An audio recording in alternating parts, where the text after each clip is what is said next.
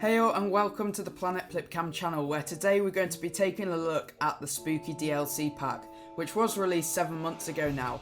Now maybe you're on the Planet Coaster console version of the game, or maybe even the PC version, both the same kind of stuff that you get in these packs, and you're wondering, is it actually worth it? So in the UK it costs £7.99 to buy this pack on its own, but you can also get it in a bundle for £11.99 with the Adventure DLC pack, which I have already reviewed on this channel, and hopefully this kind of review will give you a bit more of an insight of what is actually useful, instead of the raw kind of opinions that you get from other people, and I've done them in the past.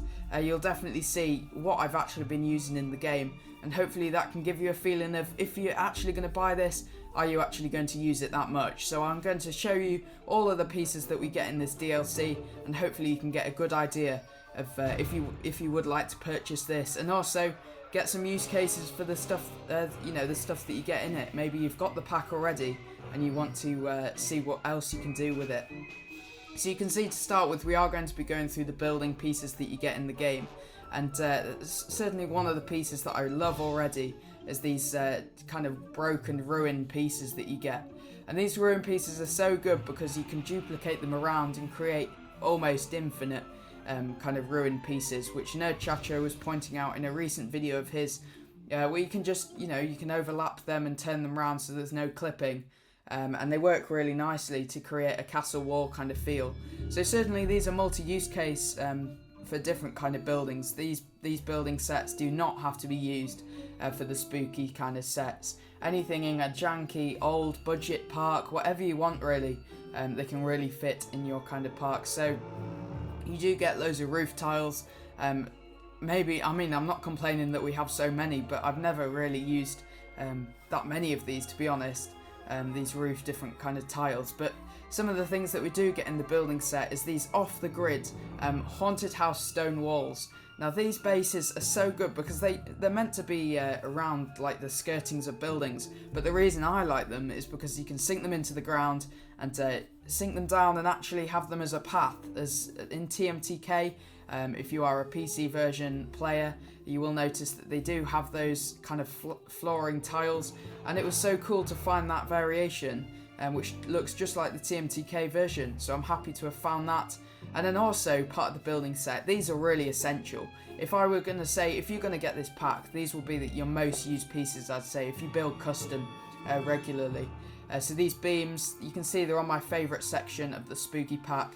I use them so much. Whatever I'm building, whichever buildings, I trim every single building with wooden beams. Unless you're in some kind of studios, higher budget kind of park. You can see I've built a Viking tower. You can see the planks up the top. I'm making a custom little shed. You've got the big buildings to do the supports. And then in the play park environment that I did in Missouri Zoo Gardens, you can see all of the planks have been placed down to make things like sand pits and structures for this climbing wall. And finally, another example that I've brought out of one of my parks is my Viking longship, which is pretty much all made out of the planks. And they're so cool to use because they're off the grid. And also, you've got the spooky kind of axe thing. It's got a different name in game, but I can't remember exactly what it's called, but it's such a useful piece that comes in the spooky pack. So I did want to give you some examples of what you can do with this pack. So there's a few for you there. In terms of other kind of building pieces, I'm not showing you the all on-grid ones. I tried to place them in kind of groups, but you get some ruined pieces which are nicely coupled with the Adventure DLC. Which work really well. So you got some books as well, really good for interiors these. And if we do scroll across to the right over here, you'll see that I placed down my blueprint for the shopping kind of items that I've made, these souvenirs, and you can make brilliant t-shirts out of these. So if you're on the Xbox and you fancy downloading my blueprint, you can be sure to go over there and download it. You get different kind of clothing options that you can sink down to the ground that work well. You get these spooky animatronics that work well as well, and then the kind of dungarees for the scarecrows. We'll just go across all of these different animatronics. You can see you get your skeletons, I don't know why I said it like that, and all the bones that you need for that, your spiders, rats, which are nice for lots of different themes. You can really put them into maybe backstage areas or whatever you want. More spiders. Some different kind of spooky animatronics that are brilliant for haunted house rides. Crows, which are really good just around your park. Anywhere in any park you can put them pretty much, and then some bats. These definitely can couple with the Adventure DLC. If you wanted to make a zoo, you could do a dark kind of bat enclosure. But yeah, as I say, we do have the books, just having a look at those, and some more furniture as well. And you can see all this furniture through these curtains. Now these curtains are perfect because you can actually see through them, which is a really nice texture kind of touch in the game. And all the bookcases you can see there, you get a good variation of lighting. You got obviously all the pumpkin kind of stuff. I've never done a Halloween kind of park yet, but certainly when it comes around to that time, I'll be making one of my normal parks into a Halloween theme, just like Alton Towers and all different kind of parks do. Thought Park do a good one too. But then we'll move across to the special effects, and you get loads of different kinds of slime. So it's kind of infinite the amount of colours that you can do. You can turn it into chocolate like I did just there. That's exactly what I did for my Easter park. You get rain and some cool smoke, really strong smoke that will probably choke you, and some spiders as well that can climb up a wall. Just as we move on to the next kind of set of building pieces, I really appreciate you liking this video and subscribing to the channel if you are new. I cover all things Planet Coaster Console, and I'm looking to hopefully do some Planet Zoo in the future. So if you're interested in that, I really appreciate you subscribing to the channel, and thank you so much for that. So we're just moving along to kind of what I class as the real spooky set, which would be just in that kind of set that you would put into a kind of Halloween park, as you don't really want to be making your whole park spooky unless you do have a haunted house. So these are a bit of a narrower use case, but still nice to have. As I say, the axe is nice to have some kind of violent weapons in the game for whatever you're doing, whether you're doing knights in shining armour or you're doing Vikings. It's nice to have some violence in the game, as Frontier stray away from that, which is understandable with a kids game, but well, I'm being a bit harsh on us enthusiasts saying it's a kids game, aren't I? But you can see we also get some picture frames and some nice signs. It's a shame we don't have more fonts in the game, but that's for another video of things that Planet Coaster have missed.